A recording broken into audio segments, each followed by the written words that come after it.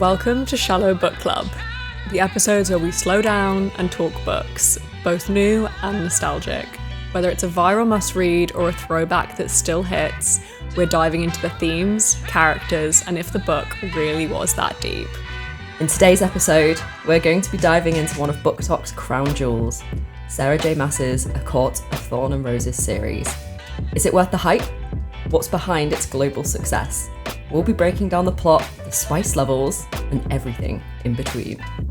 Since our debut book falls into the romantasy genre, we thought it was only fitting to start by exploring the rise of BookTok and its powerful influence on the publishing industry, and how romantasy is transforming the literary scene. It's a genre that quite honestly has us in a chokehold, and yes, that innuendo is very much intended. Lucy Bell, how are you? I am sweating. It's very hot here. In London, that is. I'm saying that because I know you're sat in a jumper right now. Yeah. And I am, I put a shirt on this morning I was like, yes, professional. I'm going to record in my nice little shirt. I was just, gave up instantly. It's ripped too it warm. off. Also, London heat, though, is like next level heat because she's thick, she's smoggy, like not a lot of aircon. It's hot. Also, this city was not made for heat or any kind of weather, actually. We can't seem to handle anything. We are like, I think we just expected the weather to just be mild all year round, and we're never taking into account that, global warming's happening and everything's getting scary. Yeah. Okay, bit deep. On that note, let's talk about books. Yeah, let's dive into ACOTAR, shall we? But how are you? How's everything going? I'm good. I'm in Sydney winter. It's pretty chilly. I mean, it's also the houses. One thing I'm learning is the houses are built to keep the heat out. So inside it often actually feels colder than it is outside. So you'll be like bundled up in big jumpers. You don't want to get out of bed. But then you go outside and you get in the sunshine and it's like a balmy 18. So... See, this is what I'm saying. Yeah. This is not winter. It's not really winter. Phoebe's like, oh, it's a bit cold. It's like 17 degrees. I'm like, oh. But when it bleeds. When it drops and the wind picks up, it is can be a little bit vicious. It's not like UK winter though. Like I think when people do really moan about it, it's like, gal, it's not that bad. Phoebe, I'm from the north of England. We've got the North Sea. It's bloody freezing up there. You want to talk about cold? You want to talk about cold? Come see the wind up north.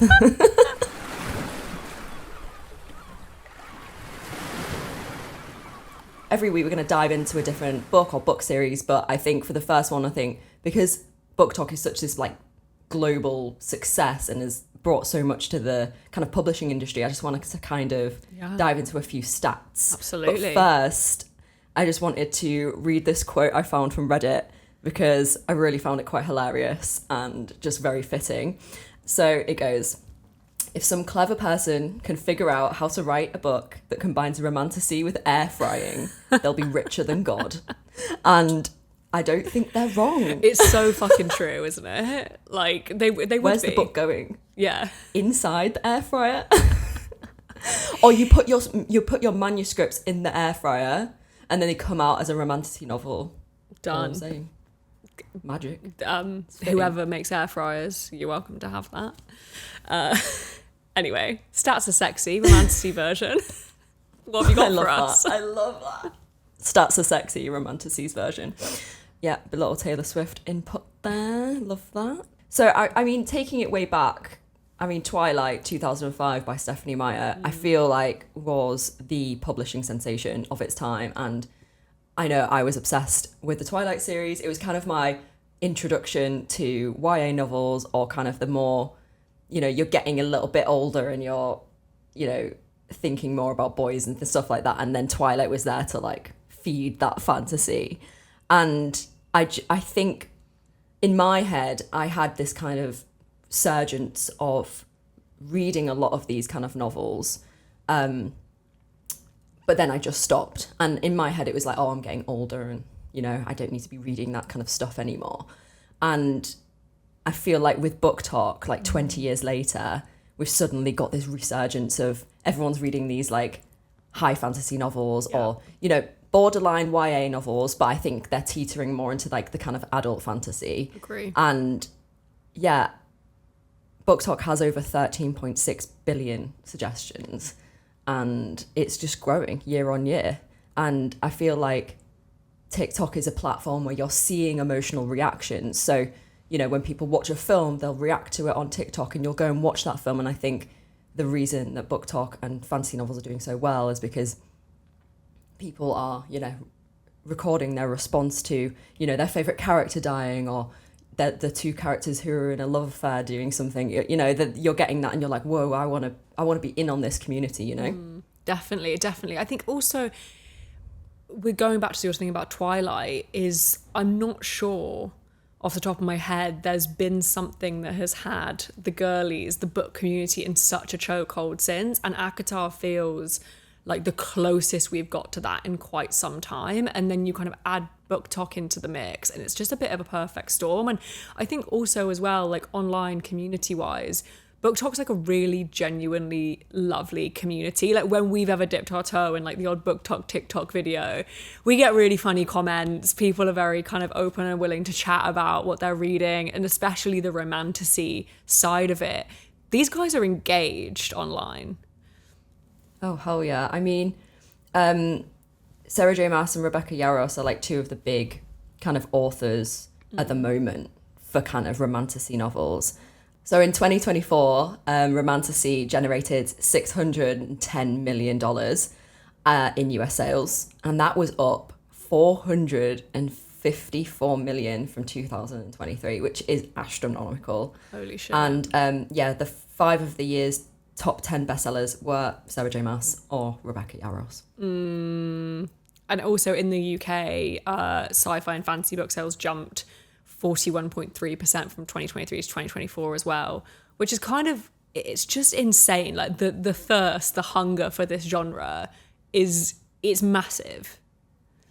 Yeah, I was in Waterstones yesterday because I have an addiction to fantasy novels now, and I'm always in there. And I'm like in the sci-fi and fantasy section, and all the girlies are there. All the girlies. There was like 10 of us. We were like, oh, I only care about the romance. And they were just like reading the blurb, like, no romance, don't like it. Putting it back.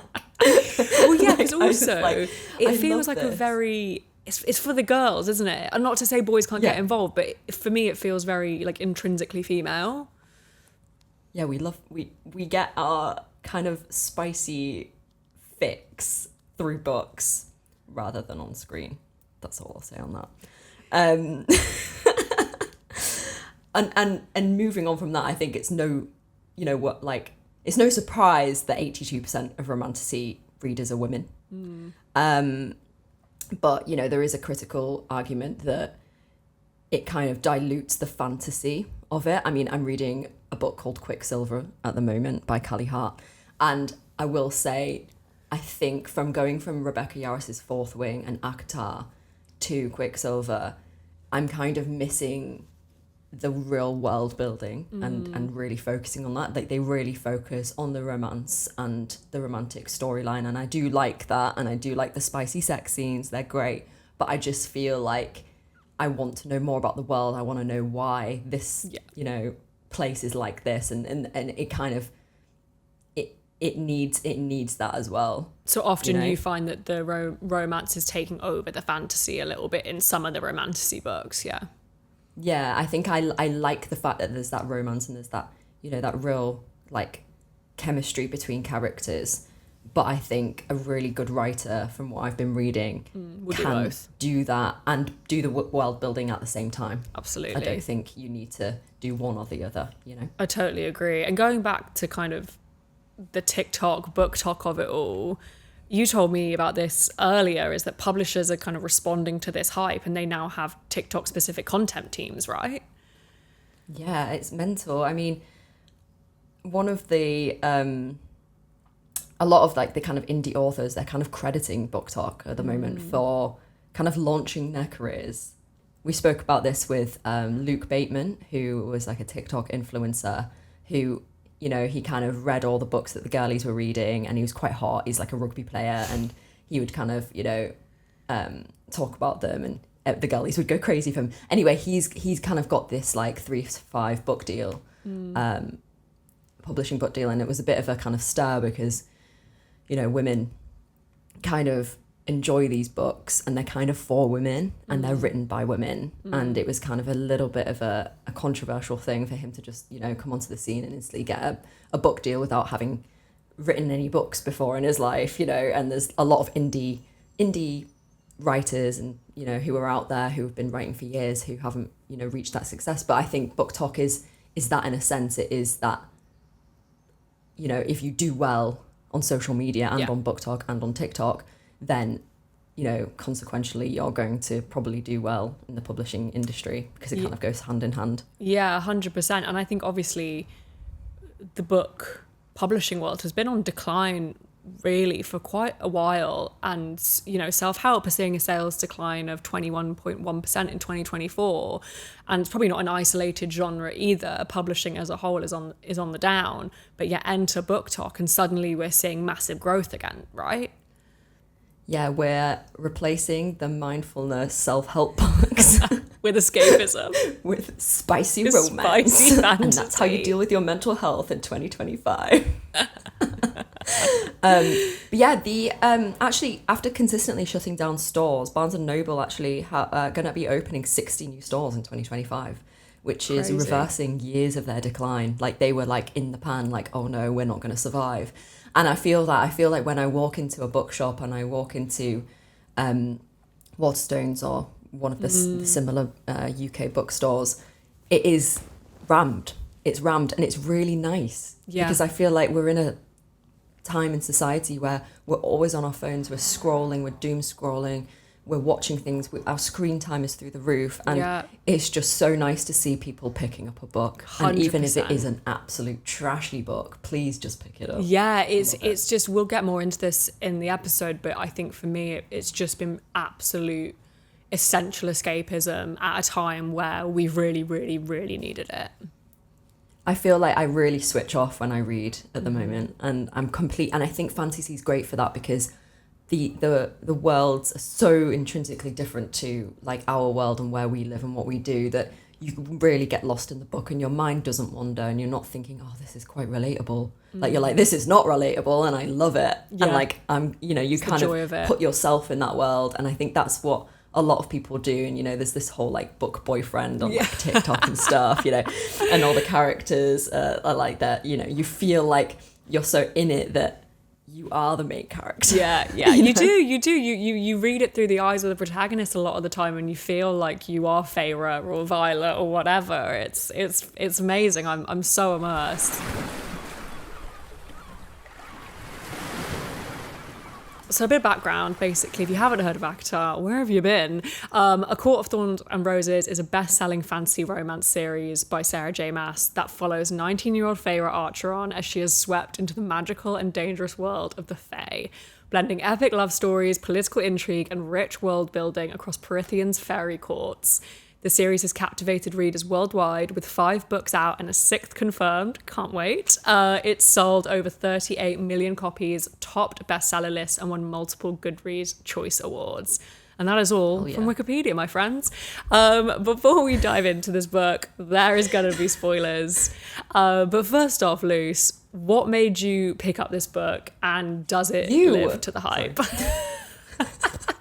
Sorry, that was way too eager. Yeah, it was you. You made me pick up this book, I will say. So I have a friend who's really into fantasy novels and book talk, and she was really into ACOTAR, and I kind of never got it. I was kind of like, oh, why are you reading that? Like, is that just trash? Like, that's embarrassing. No, I don't want to read that. And then, of course, you picked it up, and I have not got a brain cell for myself. And I was like, well, if Phoebe's doing it, I have to do it. Like, we can't, not share this experience together. So yeah, it was Phoebe. What about you? Who actually how did you get the recommendation? You know what? It was because I was in a similar camp to you. I was dead set against reading this. I was so not bothered, not a big fantasy girly. About as fantasy as I get is like Harry Potter. And I was recommended it by a couple of friends.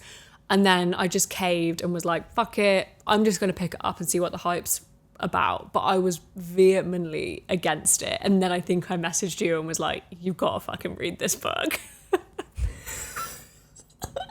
I know, I was like, okay, then guess I'll go to the shop. But the thing is, like, from this book, my kind of reading has like spiraled, and I think a lot of people find that when they read ACOTAR for the first time.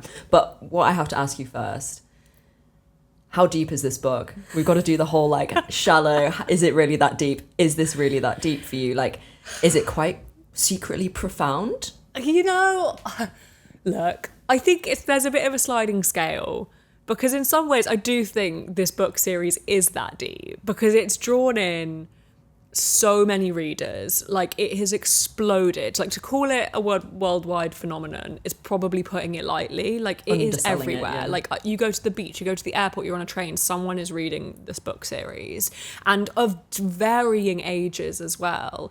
And it's escapism in just the best way, and the characters lived rent-free in my head for such a long time. And when I finished it, I was honestly depressed. So clearly it has a deepness about it. But then I think when I went on to read other fantasy books, it started to feel a little bit more shallow for other reasons. How about you? Is it really that deep? I mean, it is that deep, because like all I can think about is when she's going to bring out the next book, because, you know, in my head, I'm mated to the High Lord of the Night Court, and I have endless money and wealth in a utopian city cascaded with starlight. And if you haven't read ACOTAR, that will probably mean absolutely nothing to you. But that was hilarious. No, I do agree with you. I think in terms of the numbers that it's brought in, and I think I was at the time that I was reading, I was like, this is changing my life. This is changing my life. And I think a lot of people have that same kind of feeling towards it. But yeah, we've since read quite a few fantasy novels, and I think the level of fantasy has gone up. Yeah. And I think we're chasing that high. 100%.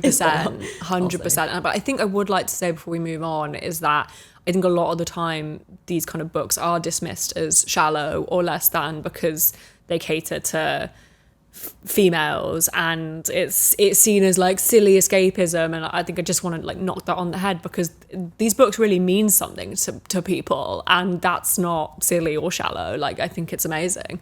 That's so true. Yeah, it is. This is what I mean. A lot of female, you know, likes and wants and needs are always kind of pushed down and defined as shallow. But in an actuality, they are things that, you know, bring people together and have friends talking about. And absolutely, you know, you make connections with your friends. You make connections with different people you might not have, you know, spoken to before, because they've, you know, all read the same book, and, you know, it brings people from all corners, you know, together. So yeah, and that means something. It's deep. It is deep. Okay, so starting off with like kind of who your standout characters were, good, bad, or the ones that kind of drove you mad. Let's get a bit personal here. The good, I loved Cassian, funny, hot, feminist Han, very loyal. I love that he trains the girlies, empowers them to be warriors, especially in that last book. I feel like he really kind of came into his own and was for the gals, and I loved that. The feminist bad boys, that's all we're here for. It's all we want. Like, guys, take note. Honourable kind of mention Nesta, mainly for her arc. I think she drove me mental at the start, and felt she's very belligerent, almost quite one note a bit. Like, she just kind of seemed like the evil bitchy sister, which I feel like I kind of go back and forth on if Sarah J. Maas knew where these books were going to go, because I think if she did know, it makes a little bit of sense. But I would have liked to have seen a few more droplets of where it was going to go for Nesta, because in that final book, it does feel like we're just, like the car turns. I think my gripe was that she had no redeeming qualities for me up until that last book. Silver Flames. I didn't feel like I was rooting for her. I thought she was really abrasive, unreasonable, and I do like characters that have those kind of personalities, and, you know, they do add things to books, but I feel like she was just nasty, and I didn't feel like there was much reason why she was so horrible to Faerie and not as horrible to Elaine. Yet, you know, I understand that. And Feyre was kind of this, you know, she got them their wealth back. Yeah. She would feed them. She would do X, Y, Z.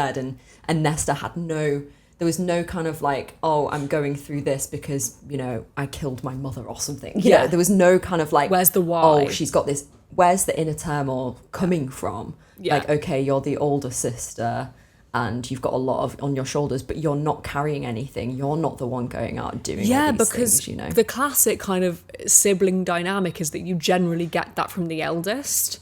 It's almost kind of Nesta who would carry that on her shoulders.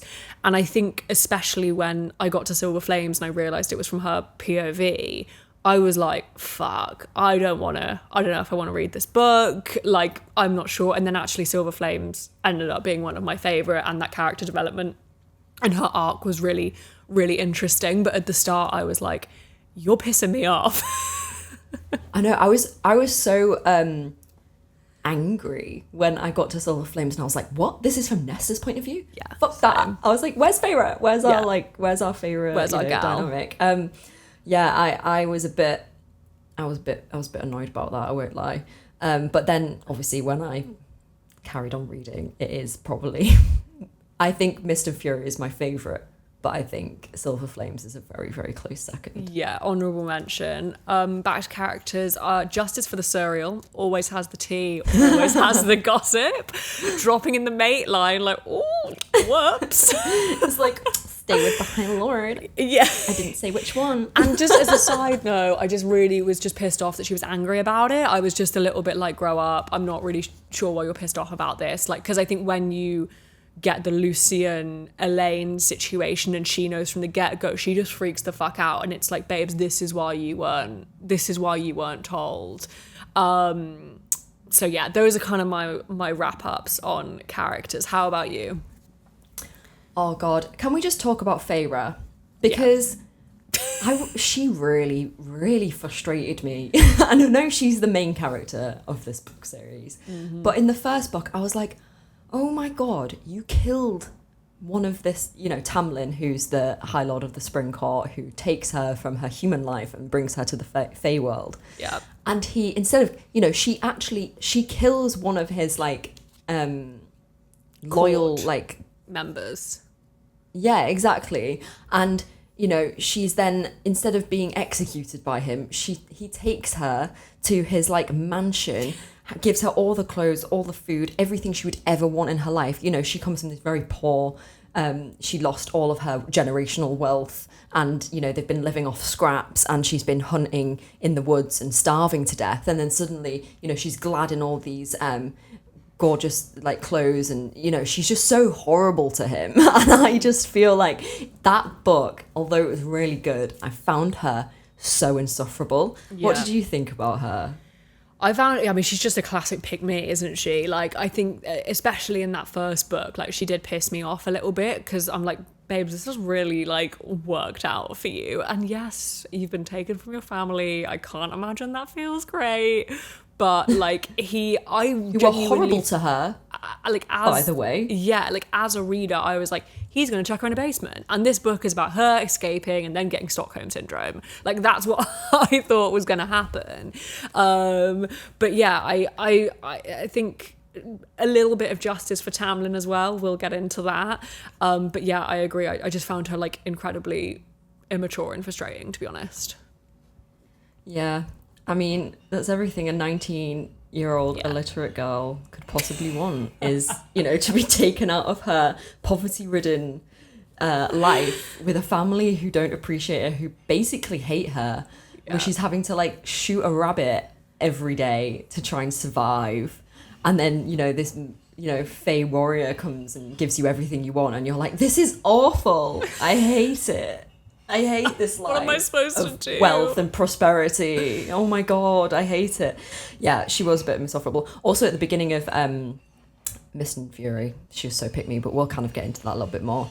I want to know more about Azriel. I think in the next kind of, like, I feel like a lot of people are hinting that the next book could be potentially about Azriel and Elaine and Lucian. Lucian. And for me, he's the character that I'm kind of most intrigued about at the moment, and the other characters, they kind of wear their hearts on their sleeves a bit. Yeah. And you kind of know, you know, with Elaine, I kind of can see that she's probably gunning more for Asriel than she is for Lucian. And I think we're going to see a bit of a break of a mating bond in that book if it comes to fruition. But for Asriel, I feel like we don't really know what makes him him, you know? We don't know what's behind the kind of steely persona, and he's quite quiet and introverted, and I'm like, it's intriguing to me. It's mysterious. I agree with you. I want to know more. Yeah, exactly. Moving on, how did you find the writing style? Did it work for you? Did you enjoy it? Like, A Court of Thorn and Roses took me a fair bit to get into. I almost feel like the first part of the book really threw me and almost felt more period writing at the start, and then it almost morphs into more modern day language. At least that's how I read it, or I just adjusted, I don't know. But I feel like it's very straightforward. You don't have to do mental gymnastics. It's all kind of there on the page. There's not a huge amount of buried lore. I think it's a, as we've mentioned before, it's a great gateway to fantasy. It does ease you in. I think sometimes I do just wish the character would swear rather than just being like, he threw me a vulgar gesture, or I threw him a vulgar gesture. I'm like, hun, like, we are literally sucking and fucking in this last book. Like, we can say he gave me the middle finger. Like, we can. Yeah, it's not taboo, is it? I think, like, my gripe is that I feel like the description of certain things felt kind of lacking. The world building, I like what she does, but it isn't huge and isn't in crazy great detail when you compare it to other fantasy. And I do feel like you are left to your imagination a lot of the time. And especially when we were introduced to kind of Reese's gang, it took me quite a long time to be able to tell them apart, because I just felt like the description wasn't quite enough for me. And the same visually as well, like some of the courts, I do feel like you're left to kind of piece it together in your own mind. She'll give you key things, but you're left to your own imagination to kind of put that jigsaw piece together. I think just the repetition of certain phrases was my main bugbear. Like, he picks lint off a jacket an awful lot. They throw vulgar gestures. Also, it wasn't just any lint. It was invisible. It was invisible lint. Everyone was being taught to bloody ribbons by way of greeting my mate, and like, you just make it sound like a Cockney geezer all the time. Every time Faerie was like, my mate, Rysand. We haven't even talked about Rysand. Can we just say we've not even mentioned his name once? We actually didn't. This entire episode. Shocked. I think we're just so like, of course he's the best character. Yeah, it kind of goes without saying, doesn't it? Like, it doesn't even need to be dwelled on, because like, he's fit, he's hot, he's great. Did you expect him to become such a pivotal character from reading ACOTAR into the next books? Like, did you expect him to become the main love interest, or was that kind of a bit of a shock for you? It was a bit of a shock for me. I did think, okay, this introduction is happening for a reason. I did not think it was going to be what it ended up being, especially is because he's actually kind of awful to her in the start. Like, yes, he helps her, but he also is quite like physically demeaning. He kind of twists her arm when it's broken or something. Like, there's a lot in there that actually isn't that pleasant, that I do think down the line maybe gets swept under the rug a little bit. But no, I did not think that it would end up being her and him, at least for the level that it ended up being, like the mating bond and things like that. I thought they might throw each other a cheeky shag, but that was about it. How about you? No, I didn't. But I think actually I got a bit of an inkling when there was that whole like, you know, bonfire where, you know, he introduces himself to Faerie because, you know, she's been dragged away by two guys, and he goes like, oh, there you are, I've been looking for you. And then she turned around and went, he was the most handsome man I've ever seen in my life. And I was like, clocked it. Interesting. And then, yeah, obviously cut to. But yeah, in terms of writing style, for me, I think she definitely did modernize it as the book series went on. And I just kind of found it quite funny because, like you said, like she will say, you know, I made a vulgar gesture, but she wouldn't say fuck. Yeah. But yeah, and then she, you know, describes sex scenes so explicitly, and I feel it's a bit like, you know, kind of being religious and being like, oh, don't say the Lord's name in vain, but you have an OnlyFans account on the side, you know. It's like, you know, like, oh my God, you can't say, you know, fuck you, but here's my OnlyFans account. Yeah. Look at my new video. Well, like, anyway. especially when we get to Silver Flames, because like it cranks up a notch in that final book in explicit sexual nature. Oh yes, it does. But, sorry, please carry on. Yes, it does. Standout moments for you? I mean, it's got to be the Court of Nightmares scene when she's sitting on his lap. I mean, clutching my pearls, blushing, kicking my feet, having the time of my life. It is hot. That was a real gasp. One of the eye roll moments I had was Feyre painting a fucking cabin she has no rights to. I'm sorry, what? This is outrageous.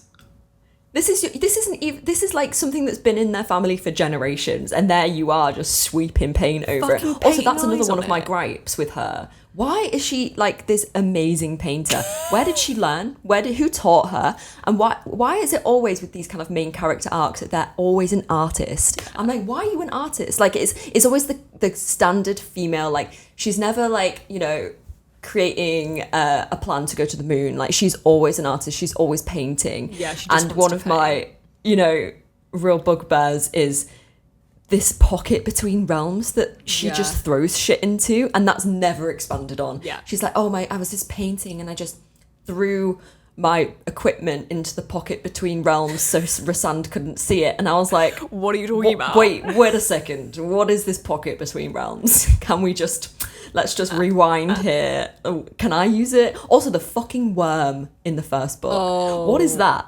What was that? It was good action, I will say that. But like, I was listening to that in the car, and I was like, what is this worm? Like, why is there a worm? And oh my God, it's coming for her. That worm's gonna fuck her up right now. And it was, yeah, I found that action scene actually really good. But yeah, the fucking It was worm. really You know, when you're just stressful. reading a book and you're like, what am I reading? Can I ask how they pronounce the name of that worm in the audiobook? Because I was reading it. Mittengarn worm or something like that. The Mittengar worm. Oh, okay, fine. How did you read it? The Maidengard. It was, yeah. I don't even know. I was reading it like I'm piecing this together. Another moment that stood out, not for great reasons, was I really didn't like it that they got pregnant and it happened so quickly. I understand that maybe it was done to shift the narrative to Nesta, but I would have probably have put that to like the finale for Feyre, and I don't love the quick turn to like, I want to be barefoot in the kitchen. I liked the fact that she was a warrior, she wanted to be in the action. And look, that's not to say that women can't be both, but I think I just didn't particularly like that turn off in narrative, to be honest. Yeah, and I kind of enjoyed that she was like, you know, obviously we're madly in love, and it was that kind of Edward Cullen, Bella Swan kind of like chemistry that they have. And I liked that, and it was the kind of, they just wanted to like procreate instantly, but I liked that she went, oh, actually, like, I want to live first and I want to do things with you. Yeah. And then suddenly, you know, we turn our attention to Nesta for 1 second. Yeah. And she's there. Bish, bash, knocked bosh. up. And it was just a bit like, it was a bit of a shame. But I think that is probably one of the biggest kind of, and I wonder what Sarah J. Maas is going to do with that. I'm kind of interested to know. Me too. How that's going to progress, because I feel like for me she's kind of a bit of a boring character. Yeah, I'm just not interested in the like I'm a mum storyline from these characters, to be honest.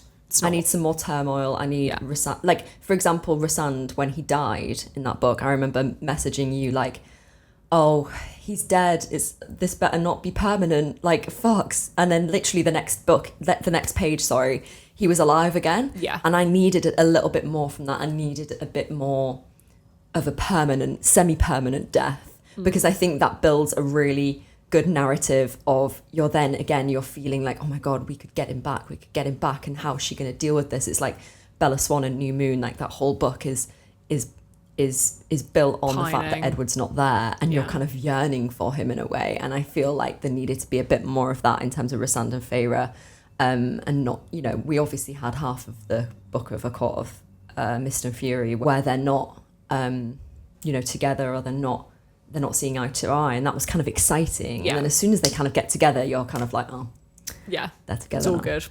Yeah, no dramas. All good. I know, and you were kind of like, I don't want him to die. Yeah. But I was like, I do, and I don't. I don't want him to die permanently. That's all. Yeah, I'm very happy that he didn't, but I know what you mean. Like, she could have maybe have dragged that out a little bit more, that it wasn't so much instant gratification. But how about you? Like, what moments kind of stuck with you? Good, bad, cringe? I'm just gonna say this one because I just think it's the most laughable one. It's her leaving, Feyre leaving Tamlin on that altar for Rhysand. I'm just like, and she's like, and he's so horrible to me, and I hate him, and I need someone to save me from this situation. Oh no, the guy that literally saved you and your family's lives, made your family extremely wealthy, made you extremely wealthy, put you in the best clothes you could ever wear, given you everything you ever wanted, and you're like, let's not even have a conversation about this. I'm just going to go with this like bad boy right now into the Court of Nightmares. See you later. I loved it. I actually did like it though. I was kind of like, do you know what? If there's ever a time to leave your man on an altar, it's probably then. Oh, 100%. Rhysand. Oh no. Not this handsome man stealing me away from this other handsome man. Awful. Cry me a river. Anything you kind of like loved or hated, or, you kind of just done with it, Not so much. I think that we haven't already touched on. I think the 19-year-old Feyre FMC naturally she does kind of wind you up a little bit, but I also do think that's the point. She's a 19-year-old girl. She's supposed to make some stupid decisions and be pretty kind of narcissistic, I guess. And the evil sister trope, Nesta wound me up, but the redemption arc kind of made up for it. How about you? I really, really disliked that Feyre was like throwing up all the time. I have a phobia of throwing up, so I'll put that out there. But I just feel like, and since reading a few fantasy books after, a lot of the time when the main character, or they're going through a bit of a tumultuous time, or they're feeling sad, or they're feeling stressed, or they're like angry, they will throw up. Yeah. I don't know what it is. I think it's just a very cheap way of getting out of like discussing the mental emotions, and it's just using kind of a physical action to describe that. I mean, the first line of the second book is, maybe I'd always been broken and dark inside. I vomited into the toilet, hugging the cool sides, trying to contain the sounds of my retching. I'm like, for a first line of a book, and like for like a few chapters afterwards, she's just throwing up constantly. Yeah. And I'm just like, I don't like that. I didn't like that part of it. I didn't understand why she couldn't describe her emotions in a different way other than just retching into a toilet. It was just like not nice. Like, I know it's not a nice image and it's sometimes needed, but I felt like it was overused, and it's overused in romantasy and fantasy in general, I believe. She was constantly being sick in A Court of Mist and Fury. Yeah, like, please stop. Please, let's Why? I'm there like with a metaphobia, like, can we not? Can we stop? Can we not? What else kind of took you? I really like Rhys, that he's like a bad boy feminist. And I just feel like, does this person exist in real life? No. I think that's what it brings to the table, and boils up for me, is I'm reading about him, and he's doing all these amazing things, and he's saving his friends, and he's transforming Feyre's life, and he's there for her. Is that sad? Does he exist? But he's also a cheeky bad boy at the same time, and I feel like in real life, does that exist? Also, I was actually really happy when Nesta went into the cauldron. I remember I was like, she deserves that. Death for you. Yeah. Death. That's what you deserve. And then when she came out as a fae, I was like, she doesn't deserve a mortal life. No. And also, she was pissed about it. Obviously, we find out, what happens. But like, why are you so pissed about becoming immortal? Like, you could have died, which you would have deserved. Anyway. that's my few kind of like proper gripes, mainly the sick thing, but Understandable. moving on. Also, yeah, Faerie being a mother, boring, yawn. If this book was a pop culture moment, what would it be?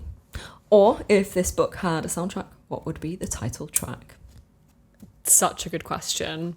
I was listening to Mayhem when I was reading these books, and I felt it was very The Beast coded, to be honest. If you haven't listened to The Beast, listen to The Beast, let me know what you think. But I got a lot of that. I did something bad, 100% Silver Flames. I was reading it just thinking about that song. It felt so honestly on brand for the book. That book could have been the entirety of the Reputation album. So Reputation coded. And then a lot of Halsey Badlands, one of my favourite albums from the ACOTAR series. Control really stands out. It's quite intense. It's quite dark. If you listen to that song like through Feyre's eyes, I feel like it makes a lot of sense. How about you? Yeah. I think because I believe that Sarah J. Maas was a big Twilight fan. I think from just 100%. Reading it, you're like, the Twilight like arcs throughout are just so apparent that so you many can't parallels. like deny it. You can't deny it. So many parallels. And I just, every time I kind of imagine like the adapted TV series, I hear the Twilight soundtrack in my head, and it's kind of that like you know what I mean. I know what you mean. With the kind of like dark, and he goes like, "There you are, I've been looking for you," and this is like, the Twilight soundtrack. I feel like kind of when Faerie is realizing that she falls out of love with Tamlin, it's so like Right Where You Left Me, kind of like Tolerate It by Taylor Swift. Mm-hmm. Oh, even Making the Bed by Olivia Rodrigo kind of really comes to mind. She's like, look at me doing literally nothing, but also being not allowed to go to the little village. But you could go to the village. You could just get on a horse and go if you wanted to. Yeah, I just feel like her problems in that book at the beginning of Mist and Fury are kind of non-problems in a way. I agree. So it kind of annoys me. Oh yeah, Thank You Next by Ariana Grande. On our wedding day, just like put that on. Don't think so. I'm literally gonna fuck off with your arch enemy. Like, okay, you do you, hun. Like, we are never getting back together. Yeah. Like, ever.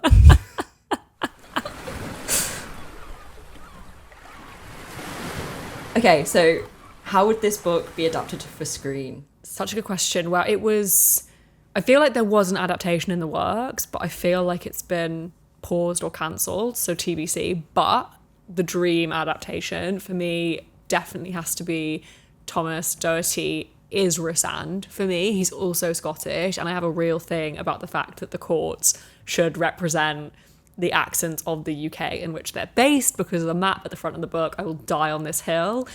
And for me, Sadie Sink is giving Faerie. I get that. I see that for her. And I think, again, we've spoken about this before, I think on TikTok or something, but this is a period, it's a fantasy piece. We just no Instagram face, please. I don't want to see it. Like, I want to see kind of quirks and interesting features. And I think those guys, they're gorgeous, but they don't look like too modern in the face. Do you know what I mean? Like, you can tell when someone's got very like modern features. I think those There's a bit of quirk about them. Yeah, really fit. And then I kind of found these online. Rose Leslie, also Sophie Turner as Amaranthia. I thought they would be fantastic. And then Will Poulter as Lucian kind of stuck out to me. How about you?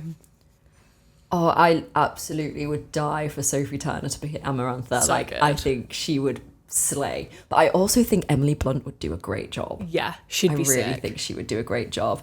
I love Rose Leslie. So yes, we need to get all the Game of Thrones British actors together. I think we should just throw Natalie Dormer in there in some way. I just think she would be amazing in this series. This is quite brutal, but I really hope Millie Bobby Brown gets nowhere near this series. I feel like that's really rough, and like, it's a horrible thing to say, and like, I don't have anything against her as a person, whatever, but oh my god, I'm actually kind of just sick of seeing her and stuff. Like, I kind of just want some kind of different people, like even people that we don't know of, that are very like up and coming. Like, I think, that's why Game of Thrones did so well. Yeah. Is they had actors that were not on the scene yet, who nobody knew who they were. And I think that's what makes it an amazing series, because you've not seen them in something else. So you're not already kind of typecasting them. Yeah, some fresh talent. People are saying Kaya, I can't say her last name. Oh, she was Effie in Skins, and I can't say her last name she was either. Effie in Skins. For Nesta. Yes. And I really root for that. I really see she's that. got such a cool face as well. I think she's great. Yeah. Yeah, I feel we could worm Florence Pugh in there somewhere. Oh, and there's space for Flo. 100% there's space for Flo. There's always space for Flo. Do we have an unpopular opinion about this book? I think we might have the same one. I mean, first of all, I don't think the first book has much. I think it's an essential read for this series and to get yourself, your foot in the door of fantasy reading. Yeah. But I don't think it's got much rereadability for me, I'm afraid. Because I feel like I don't want to read a sex scene between Tamlin and Feyre anymore, because I feel like we've already in the Rhysand and Feyre world.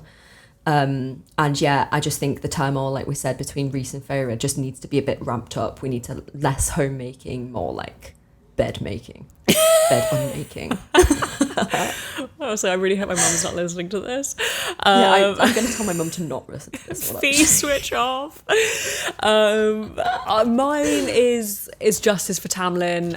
Like I said what I said. I know the girlies are going to hate me for this, but I think for me, like as a character, he's one of the few characters in these series that actually has shades of grey and is interesting morally for doing what he did. And it was to ultimately protect. I'm not agreeing with it, but it wasn't just this space of I'm being pure evil and I'm locking you in a cage and throwing away the key.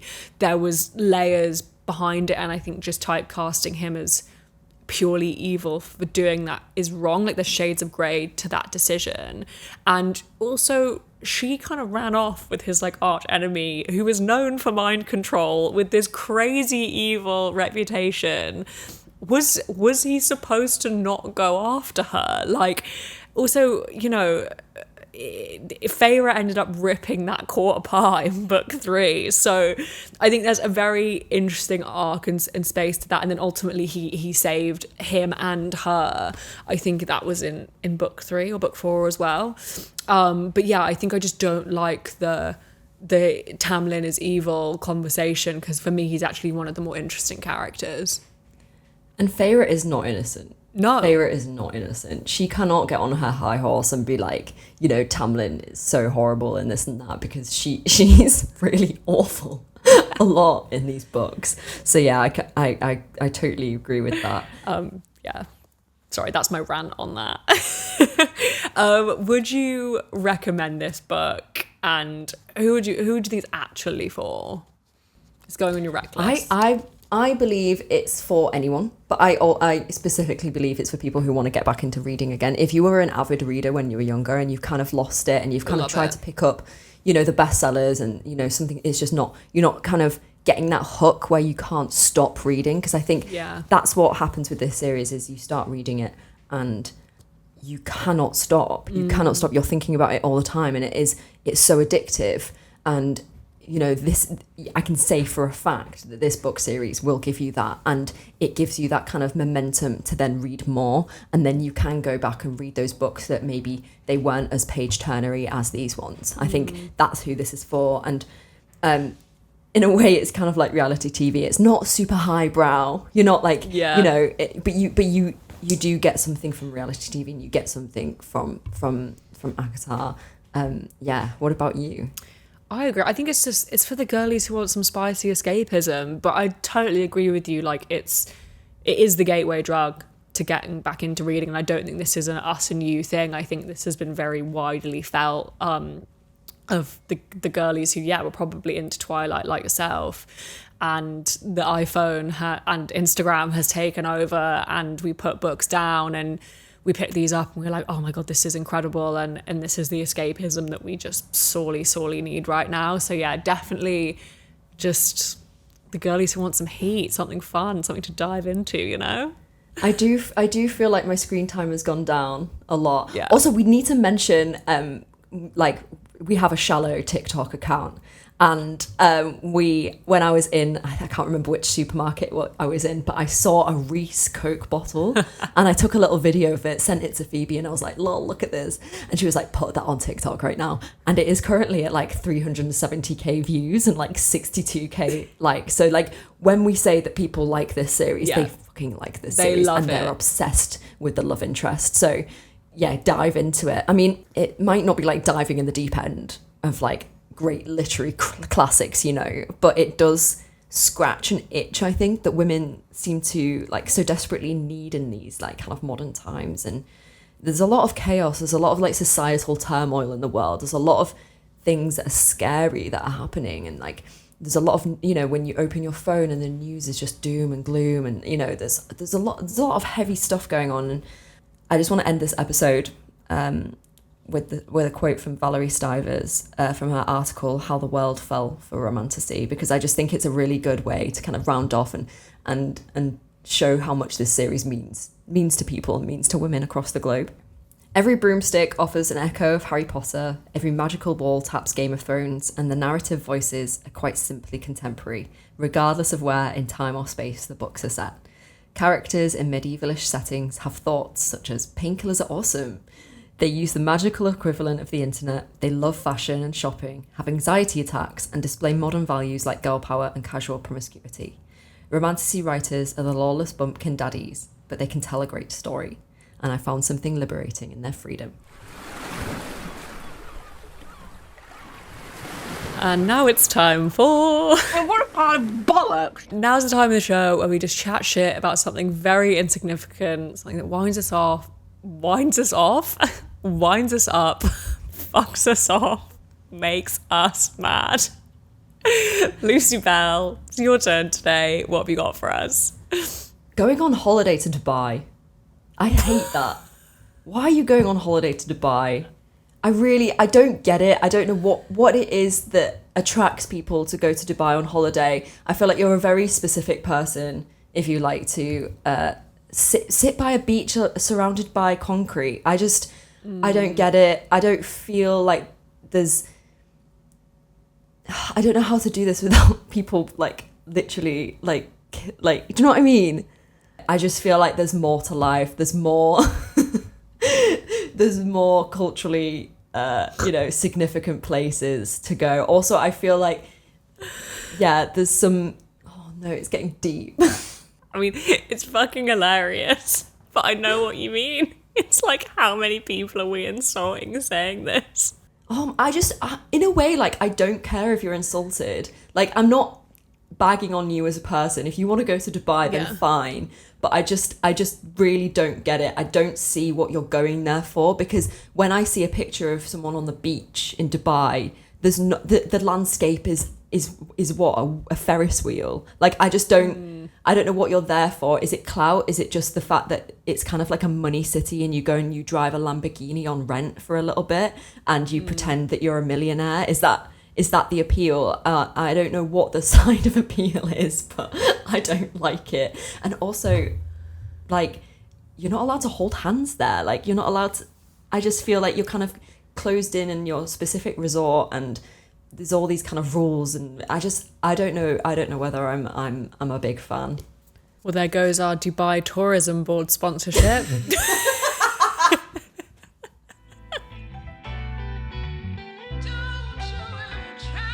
Thanks so much for listening to Shallow. If you enjoyed this episode, we'd love it if you could leave us a review. It makes a really huge difference in helping others discover the podcast. We always want to hear from you, so feel free to slide into our DMs, send us a bell, or follow us on Instagram at ShallowPod. Shallow is a boxed off production, written and hosted by Lucy Bell and Phoebe Whittle. We'll see you next time.